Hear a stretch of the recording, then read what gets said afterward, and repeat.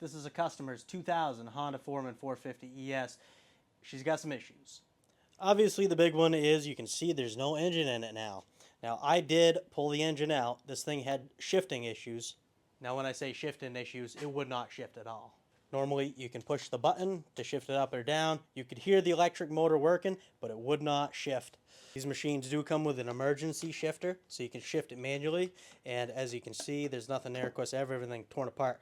But basically you could click it up and it would not return. You click it down, it would not return. And it wasn't actually shifting gears.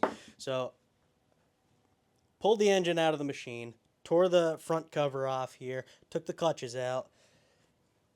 I found this shift arm had broken right there, and luckily the end of it that broke off was sitting right in the side case.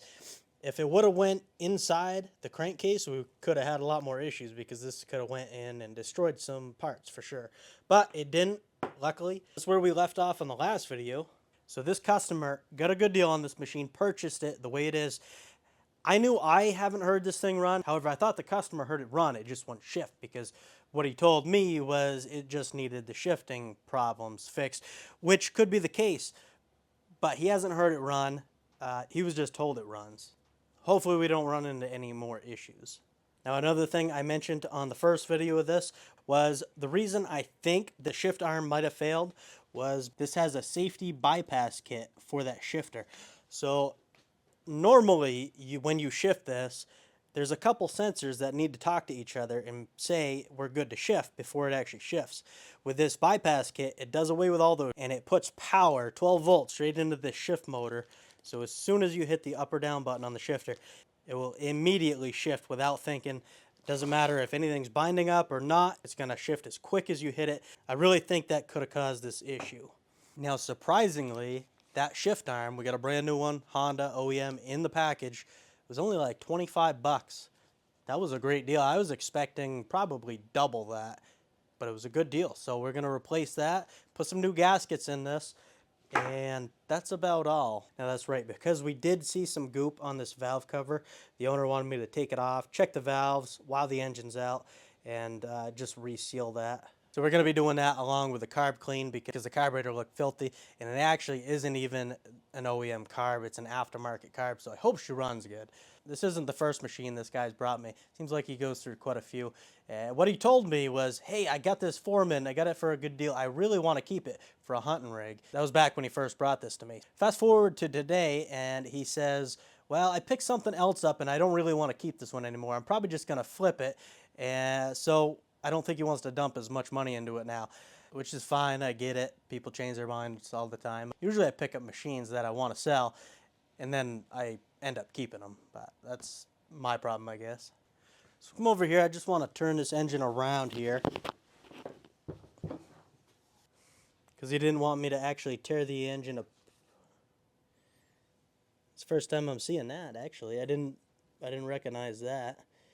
The mount for the electric starter had broke and been welded at one time. Looks like it was done fairly well, so I guess that's not a concern. But what I wanted to do, I know we're not taking this apart to clean it out thoroughly, but I just wanted to at least tip it over a little bit and spray some of this stuff out because it's not great.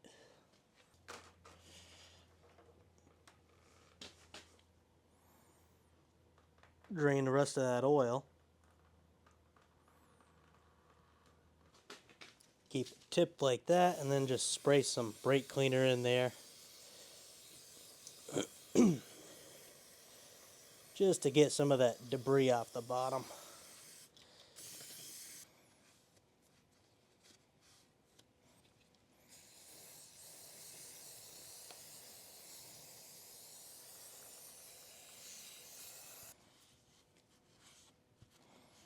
So I'm going to scrape off all this old gasket here. Try to scrape it away from the engine, that way we don't get anything falling in.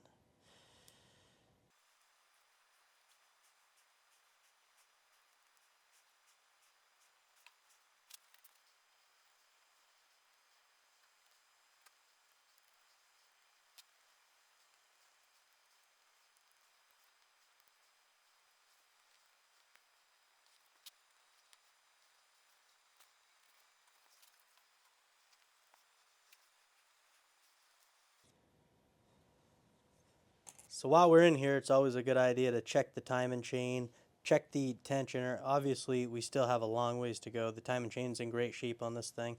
So we get this all cleaned up. Now we're going to move on to the side case. Now this has got most of the old gasket left on it, so I'm going to pry off what I can by hand. This is actually stuck on there pretty bad.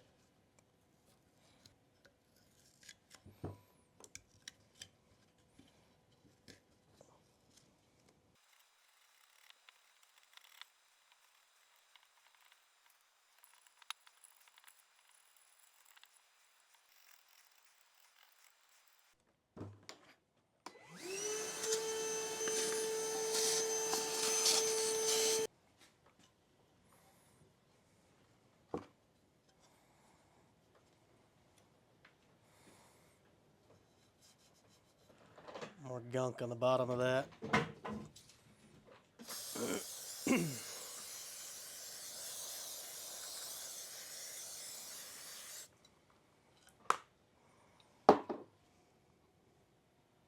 What in the world? You guys just saw that come out of there, right? That looks exactly like the piece that broke. However, the piece that broke is right here.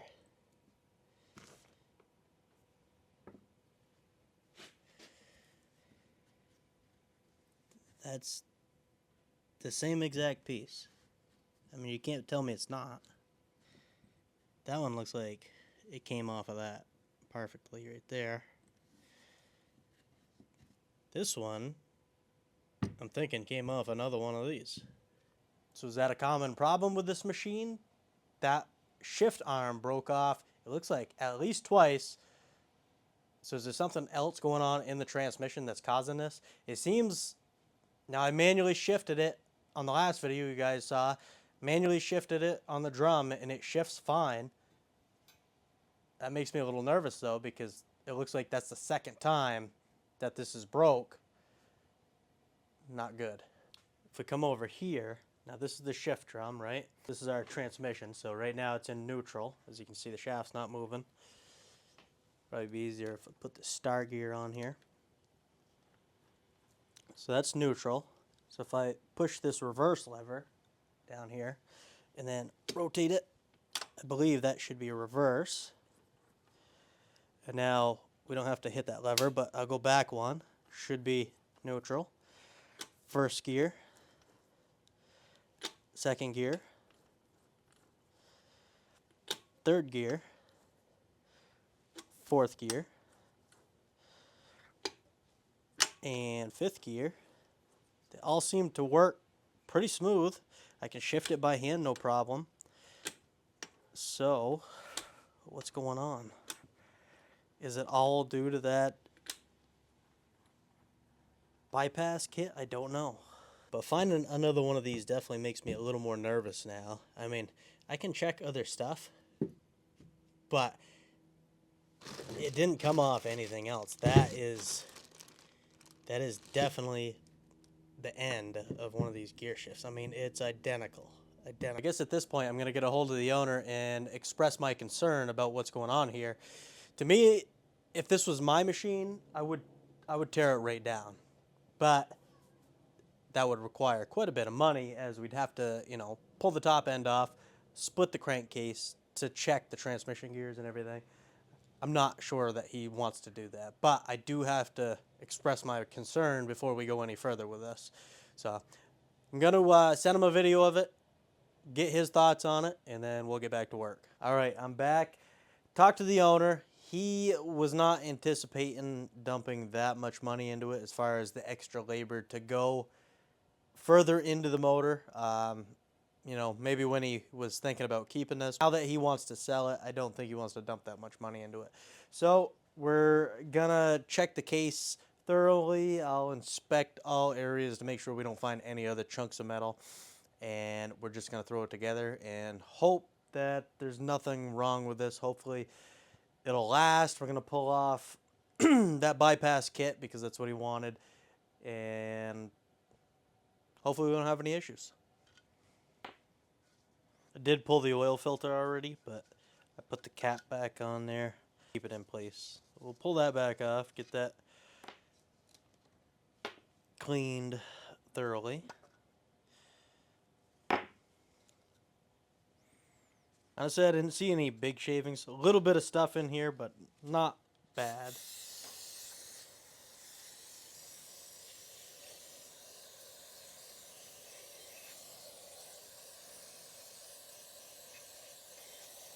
Clean the outside of this as well.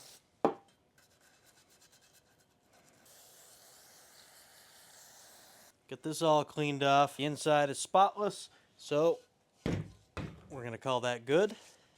Took the gasket off here already. We'll just clean this out. This is the cap for the oil filter. Just want to clean up all our parts very well.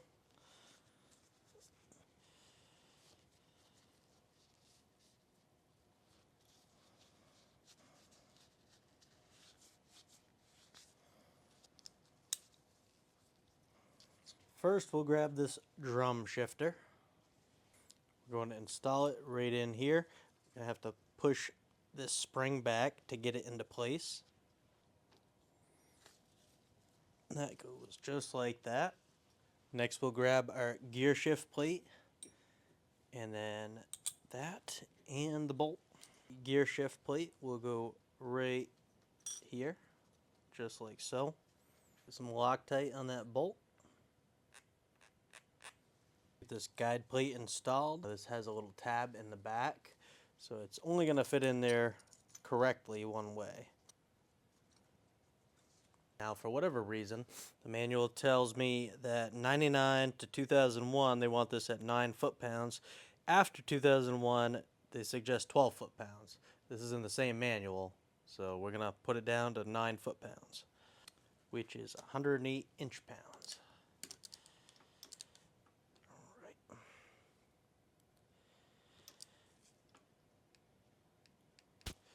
Go ahead and grab this master arm assembly. I'm just going to take a little bit of oil, drop it on that shaft. Now we can go ahead and install this. Now this spring, we're just going to lift it up and put it inside that hole. Now we can grab the spring and we'll bring it down in here over the shaft. Now we need to separate this spring. And just open that up,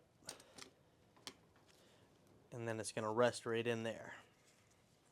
We'll come back over here. We're going to open up our new sub gear shift spindle arm. That's what they call that. If you look, you can see that there's a notch in there, so we have to line that up with the shaft.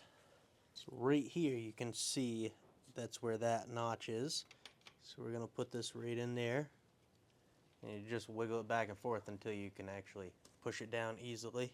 And then you can push that right in past that spring. So now if I grab this emergency shifter, put it on the shaft over here, I should be able to shift it up into gear. So that'll be first gear. Shift it up, second, third, fourth, fifth. So she's shifting good there. We'll shift her back down. Fourth. Winding up my shop rag here. All right, where was I? We'll shift her back up. So that's fifth gear. Down, fourth, third, second, first, neutral. And then we have to pull this reverse lever back to click it into reverse. And there's a reverse. So all the gears are working and the shifter's working perfect. So I think we should be good. Next up, we'll grab our clutch. So we are not replacing clutch discs or plates. So we're just going to throw this back together. Lock tight on those bolts. Put this plate on. Go ahead and torque these down.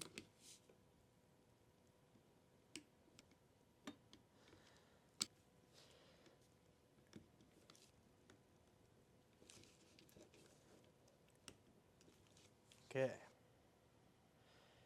Get some oil on that shaft and the bearing. Now this clutch can go into place. Washer, nut, get that started by hand, and we can come in here, tighten it up.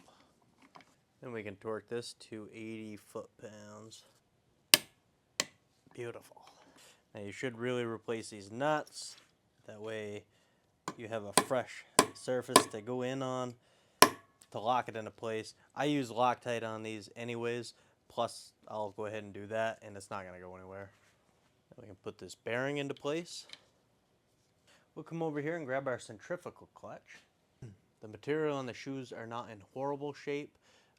Definitely a little blackened, you can see, so they've got a little use to them for sure, but they're not worn down. They could be replaced, but when you're working on a budget, I know it's not going to be in the budget to replace them. So we're going to slide this down on here. Okay, there we go. Just like so. Washer, nut. And this one we're actually going to go to 87 foot-pounds. There we go. Bend that into place. I'll throw a little lube on this bearing and on the shaft. We'll grab the rest of these parts over here. Now this right here is going to sit right in this ball bearing in the clutch. This will sit right here. This arm is going to go right on here. Now our washer. And then I like to lubricate all this stuff. A little bit on that shaft. Install the new gasket. We're going to carefully drop the side case down in here, lining everything up.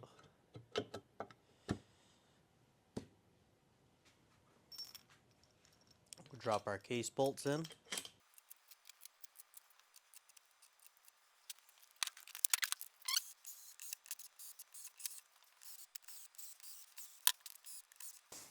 Then we'll torque these down in a crisscross pattern.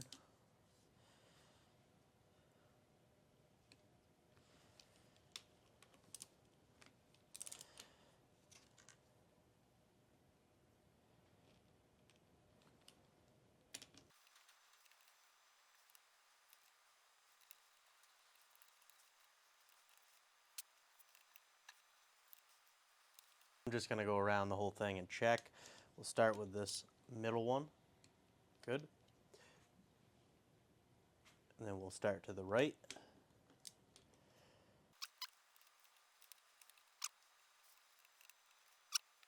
Now that we get the side case assembled, I'm going to go ahead and just shift it, make sure. See, we're in neutral right now.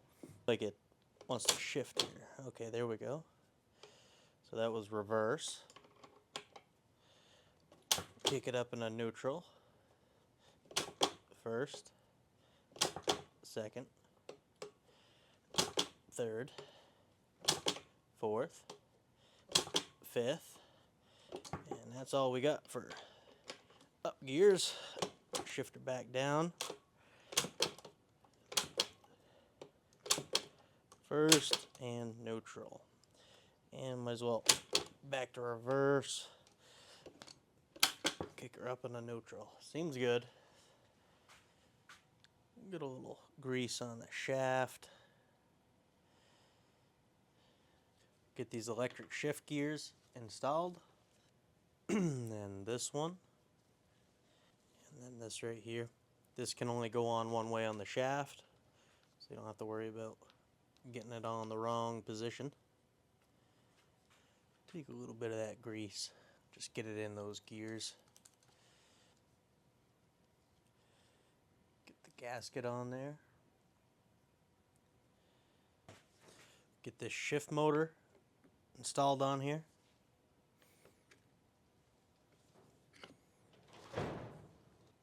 Get Get the angle sensor installed.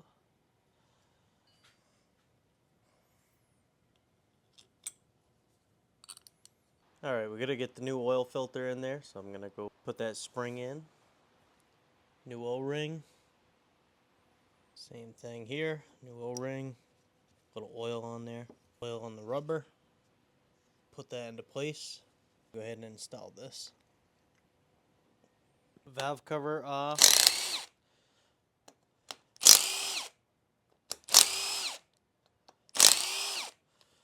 This bolt felt a little strange, but looks alright, I guess.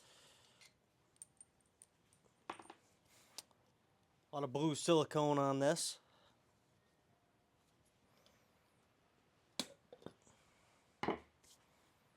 Should pop right off. They do have a gasket on there, but along with some silicone. Whew, look at that dried on oil. Wow, this thing got pretty warm at one time. Pull that old gasket off, because we're going to be using a new one. Look at that crusted on oil. Makes me a little nervous. I pulled these off because the owner wanted me to check the valve clearance. Boy, she got hot to burn, or it just hasn't had frequent oil changes and the oil is just starting to sludge up. But to me it looks like she got hot. Pull the plug out. Rotate this until we get it on top dead center. As that intake goes down right there and it pops back up. Now we're gonna look for the T on the flywheel here. Is that a T? Nope.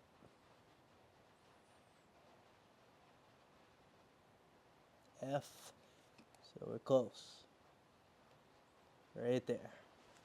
Alright, so we're on top dead center. We should have 6/1000ths of an inch clearance on both of these. Intake and exhaust are the same on these Honda 450s. Pop out the feeler gauge set. Obviously, I modified this a little bit, but 6/1000ths of an inch. It feels pretty spot on. That one feels loose. This one feels pretty spot on though. 8/1000ths. I can't fit it through this one. This one I can. So the exhaust is definitely a little too loose. Boy, these are some black. Wow.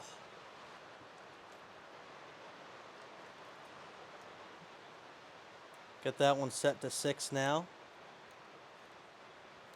Perfect. Definitely makes me a little nervous. So I'll throw my bore scope down the cylinder and see how it looks. Plug that in.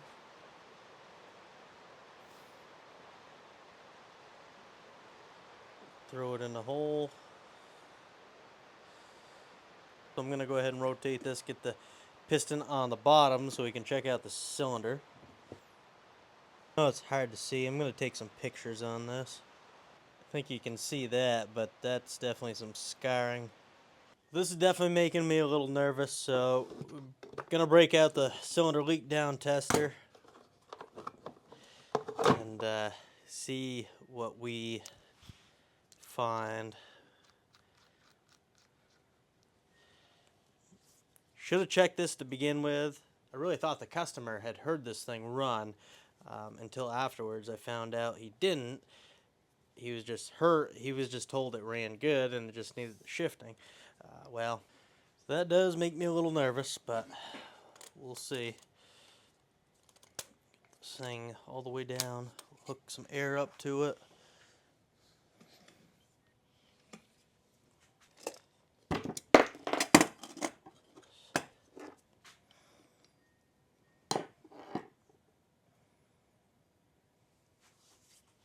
The reason I got to do that is because when we apply air pressure to the cylinder, it's going to want to push that piston down and rotate the engine. So you have to have something holding that, otherwise it's not going to work good. So we'll go ahead, get that set up, and now I'm going to apply some air pressure. a little bit at first.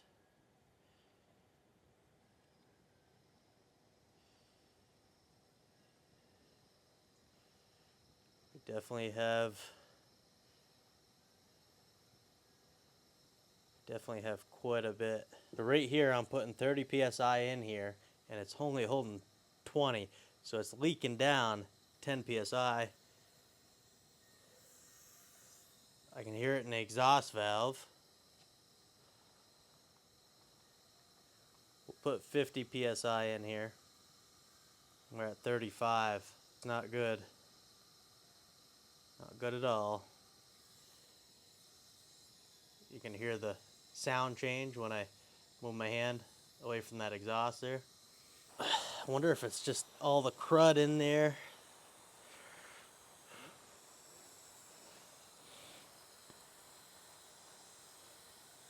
So I'm just gonna pop this valve down a little bit by putting pressure. You can hear the air letting go completely.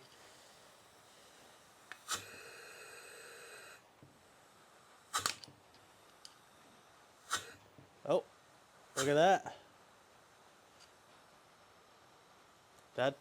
There must have been some junk on that valve, but now it's right up there in good shape.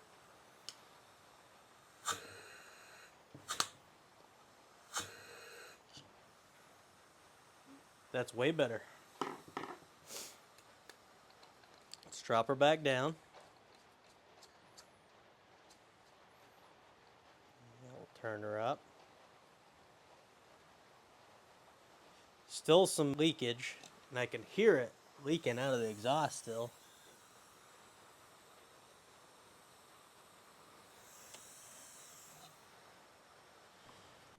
Well, I paused the project for a little bit because I wanted to talk to the owner, see if he wanted me to go any further into this engine.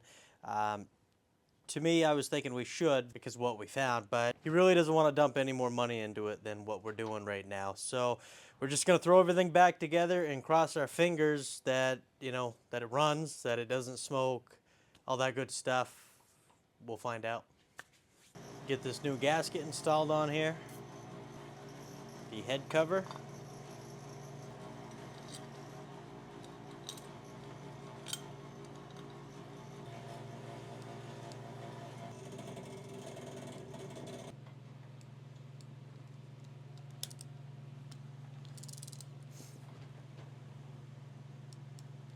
Going to pop this old exhaust gasket out of here. We'll install a new one. Well, we'll go ahead and grab this and get her in the machine. Okay.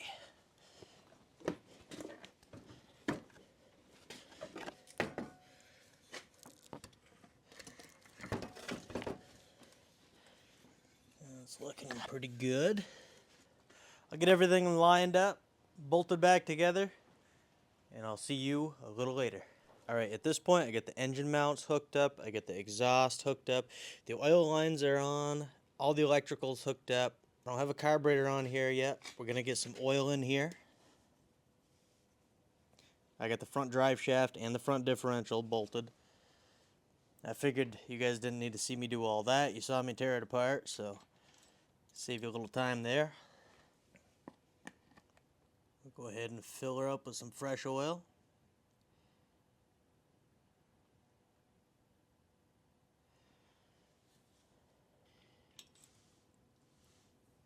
Looks good. This is the carburetor that came off of it. It is an aftermarket carb, definitely not a key-in carb. We're gonna pull the bowl off. I just saw a lot of green tint to it, so it's a little dirty. We'll see what it looks like inside the bowl.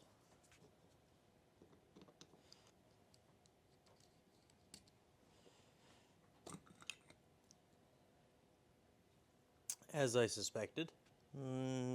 Definitely got some crud in there.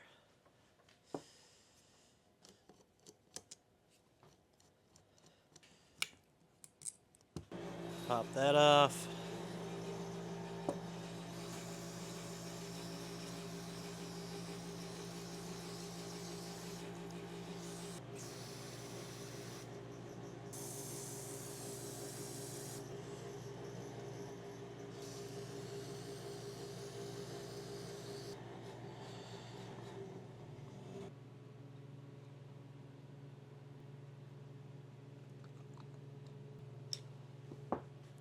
Let's get her on the machine. Come in here, get our throttle cable on first.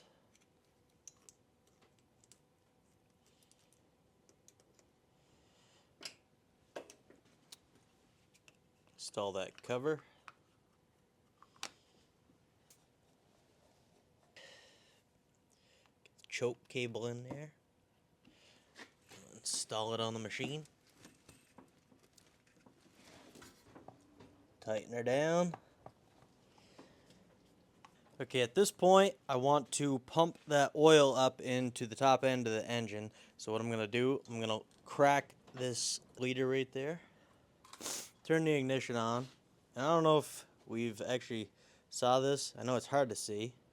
But this thing's only got 1,142 miles on it. And 296 hours. It's not many at all. But we got a neutral light. So we're going to go ahead, hit the starter button, get some oil pumping up in there.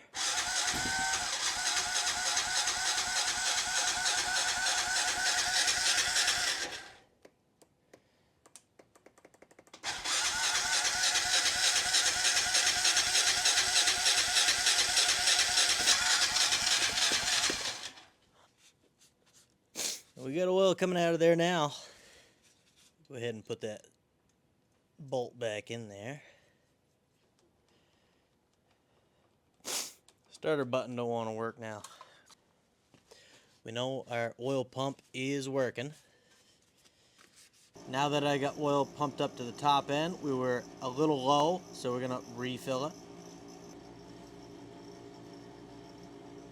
Beautiful, right to the top of the line. The fuel tank didn't have much gas left in it, but I did drain everything out of it, and we're gonna put fresh stuff in it. And then we're gonna try to fire it up. I really think it's gonna fire right up. It sounded like she was gonna anyways, even with no fuel in it. That way we can test to make sure she's shifting. Still got some stuff to put on this, but just to test it out for now. Go ahead and get some fresh stuff in here. Another thing I did with this is I removed, well, it's still in place, the bypass for the electric shift. That is in place, but I disconnected everything and have the harness plugged in how it should be from the factory because the owner wanted to get rid of the bypass kit. So he doesn't want to spend much money, especially on the engine. I don't think he's going to want to spend much money on doing away with the bypass kit. So I figured I'll leave everything on there just in case something doesn't work. And I mean, if it doesn't work, well, that's going to be up to him if he wants me to go through and see what's wrong with that bypass kit. I don't know. It seems like we might need a solenoid. All right, let's see. Still not working. Should have gas in the carb now. Let's go ahead, jumper, see what it does. There we go. Take that choke off. Fired right up. From what I can tell, the engine sounds pretty decent.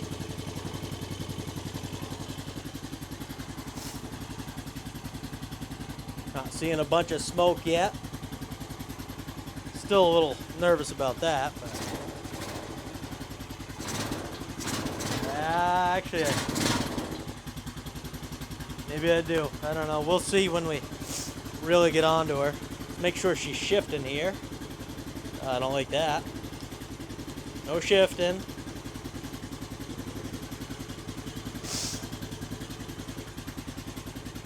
All right, well, I'm gonna shut it off. I'm gonna plug in the bypass stuff here and see if she'll shift. So what we gotta do, we gotta unplug that shift motor right there. Then we're gonna plug this into the bypass right there. And under the tank we have, for your switch, we'll have to switch this back over.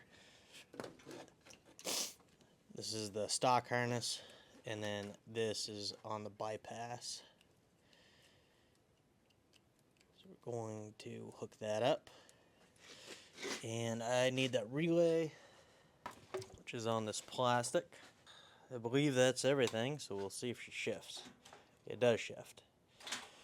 So we do have something wrong with obviously the harness or possibly like the angle sensor there. Hard telling until you start diagnosing, but like I said, the owner doesn't want me to put much time into it, so I don't know what to do here. We're gonna have to probably go steal a solenoid, I believe. It does sound good though. I like the way that engine sounds. It sounds good. You can see she shifted right into first gear. She wants to drive. Shifted right into neutral. I'm gonna use this hand for reverse. Shifted right into reverse. So that seems to be working.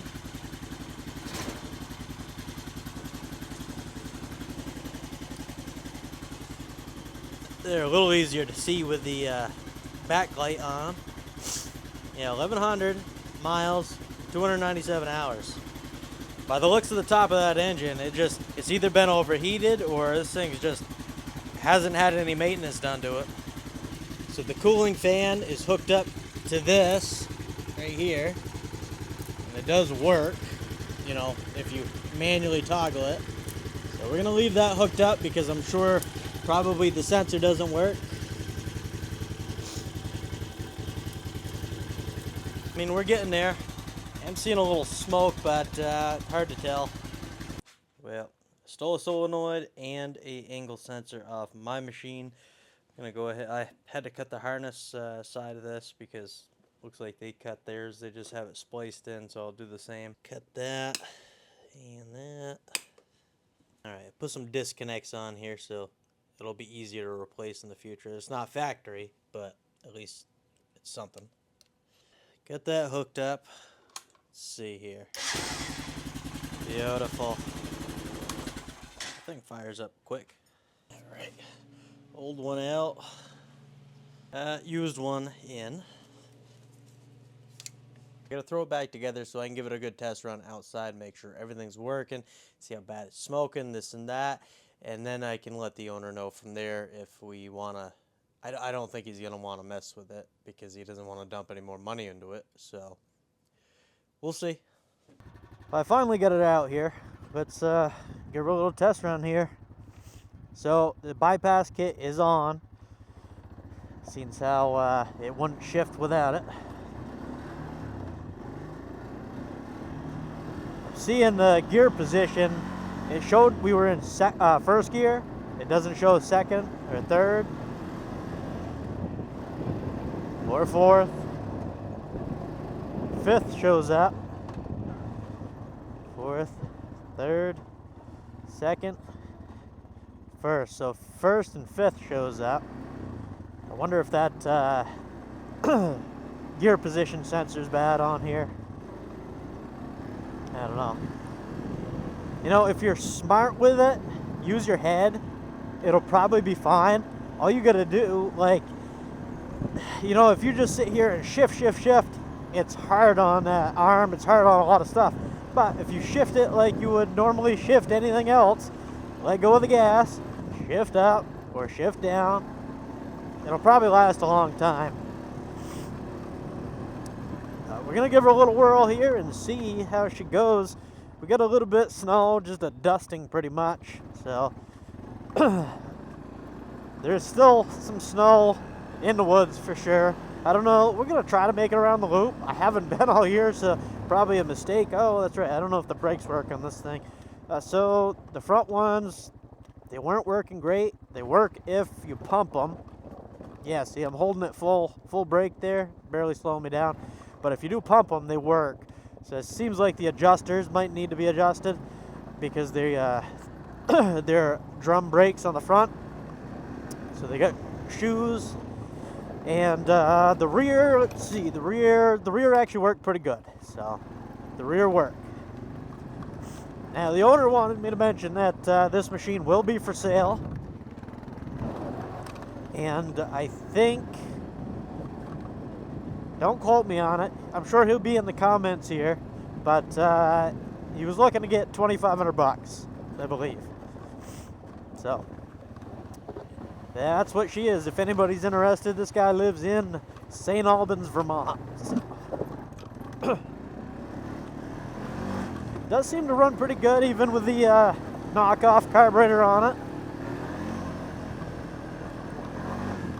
And she's shifting pretty good.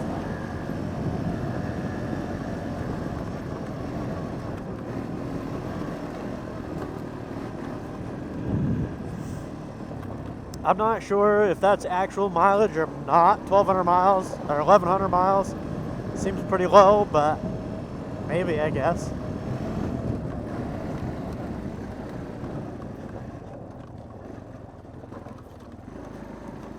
I'm shifting this a lot to make sure it's going to be good to go. It's shifting perfect right now. I mean, it doesn't miss a beat. With that shift kit in it, or the bypass kit, it actually shifts way easier, faster than when you have everything hooked up normally. I kind of like it, but you just got to know its limitations, you know. Hard to tell. Doesn't look like it's smoking at an idle.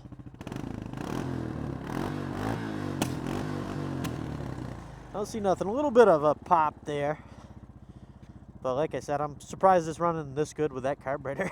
I just don't have good luck with the aftermarket carbs.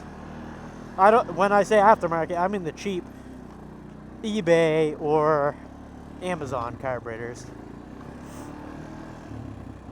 Now, I did have a guy that just dropped off a machine, and he's got a Yamaha. Full drive's working. Yep, perfect. But we're gonna have to resituate.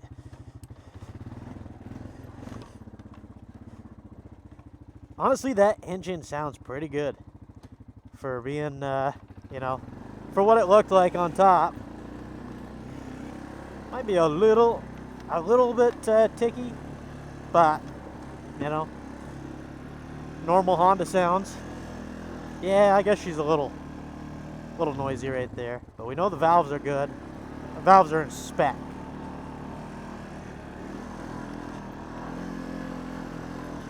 Yeah, we're getting into some snow here, which I have been through here, so I'll be curious to see if we can actually get around the loop here. This guy really wanted me to try it out. He said run it all day, but that would require a lot of time. So we're gonna run it around the loop, make sure it goes good, and we'll go from there. Oh, looks like the choke came loose. Oh, I think that was broke. That had zip ties on it. Have to zip tie it back up, I guess, or see if I got one. I mean, it is riding pretty good, running pretty good, shifting good. Oh, yeah, I get lost in some stuff I'm saying sometimes. So, yeah, I was saying that a guy just dropped off. That's quite a drop off there. A guy just dropped off a machine, but he said he's got a Honda Big Red 250 at home, and he doesn't bother cleaning the carburetor on it. I know I'm getting all stuffed up, but I'll try to talk as clear as I can. Oh yeah, it's hard, but there's definitely some snow in there still. So this thing's fairly light, so we should be fine. But yeah, that Big Red he's got. He said he doesn't clean the carburetor. You know, he's had it for 10 years, and must be almost every other year, he buys a Chinese carb, and he has good luck with it. He bought one to begin with that worked for him, and he buys the same one ever since. He keeps one on the shelf. He says for $30 you can't clean the carb, which is true if it works out.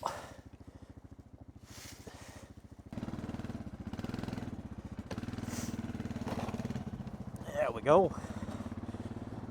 So yeah, I mean, I definitely get the appeal of a $30 carb. I bought them in the past. But the first one I bought, I think it was the first one I bought, was for a Yamaha Trimoto 200. And I put it on there, and gas started pouring out of the bottom of the carburetor. Pulled the carb back off. Of course, brand new carb, you wouldn't think you'd have to get in it. And the jets, the flow, everything was just sitting in the bottom of the bowl. Nothing was tightened up. Crazy. Now I did put it together and it worked okay, but I don't know. It threw me off for sure. Threw me off of them. And I've had other machines that it's like 50-50. You either get one that runs or doesn't. And every time I buy one now, I don't buy them often, but if the customer requests, I do. I'll put the stock jetting in it because usually it has some generic jetting because they use the carb for multiple machines. But but yeah, I mean, it is what it is. This one's running pretty decent. Probably needs a little bit of a tune just because of that little pop, but honestly, you know, it's cold out today, so get it in warm weather and she might be jetted for that. Oh, rabbit, you can really see them now that some of the snow's gone. They're snow white right now, but they'll be turning back to brown pretty soon. Well, not really. It's only March, so.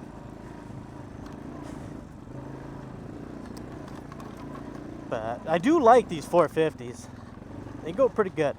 My brother-in-law had the same exact machine. I thought his was a 98, but I could be wrong. This is a 2000, I think I said. Pretty much the same thing. He had a 2-inch lift, and that machine was quite impressive. He beat it too, and it kept up with him. I had a Yamaha Kodiak 400 at the time, and they were both nice machines. I don't know. That Kodiak would beat it on top end. It was automatic, that Kodiak. It was that was a 2000, I believe. But you hop on this, and it just feels like you have way more torque. Of course, bigger engine, 401 cc's versus whatever these are, 430 something, I think. But yeah, I'll stop talking about other stuff. Keep going on this Foreman. As far as this machine, I mean, $2,500. It's what they're going for. It's what they're going for. And I mean, sometimes you don't even get them with brakes on it. The brakes, like I said, they need to be adjusted. I would obviously adjust them, but the owner specifically said not to worry about the brakes. He said they're good enough for him. So, which is, you know, you get the gear shift. I run these things with no brakes. The rear ones work. Take another quick look around. I don't see any smoke at the back. I'm actually surprised at that. I'm happy, very happy that's not smoking. It's a little nervous with the valves because they looked burnt. You know, it looks like oil's been running through them, but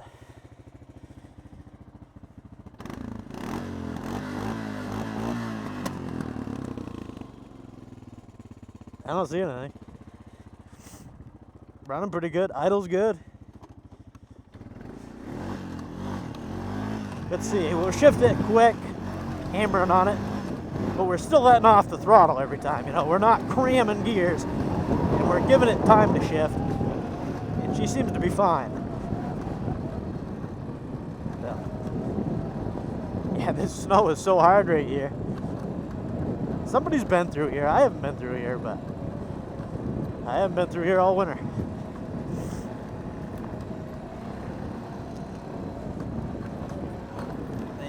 Oh, yeah, I don't know. I think it's gonna be fine. Oh, that's right. This bridge is a little sketchy. For one, we got a hole right here. For two, we got snow on top. So I'm gonna try to go over this quickly and not get ourselves caught up in there.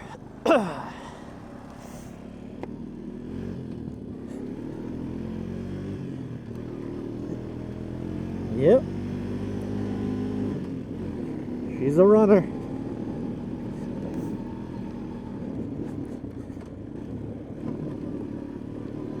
I'm fogging up. I gotta keep that shield up.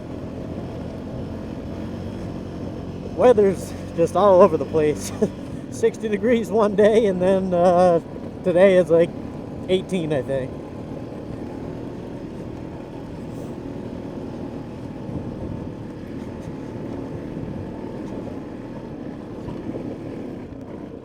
Stay over there, girl. Yeah, I don't know if he's gonna. I really don't think he's gonna want me to diagnose any of that shifting because of the labor. We're at his budget where we are right now, so.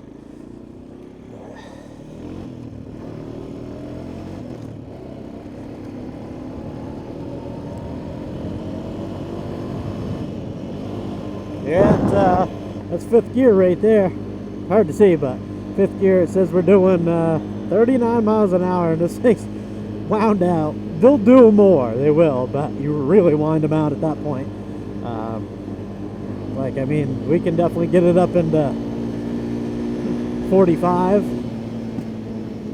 but I don't want to hold it there that long, you know, for as long as stretch as this is, because these push rod engines only, I mean, people do it all the time. They hold these things to the bars all the time. It would hold it, but not my machine. So, oh, little slick right there. Now this one is all-time four-wheel drive, so you can't take it in and out, but it doesn't handle too bad. It doesn't turn bad. Of course, we're on snow right now, but you get up into the newer ones, and you were able to take them out of four-wheel drive. Even the machines that look like this, I have a red one over there that you're able to take in and out of four-wheel drive. So,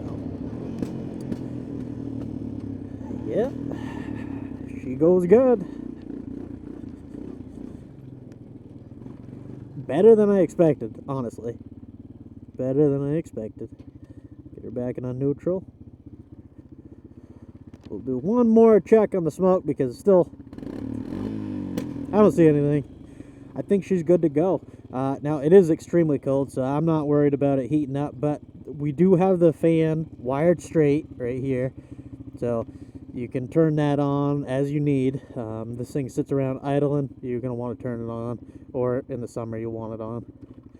Hope you guys enjoyed that video. Catch you on the next one.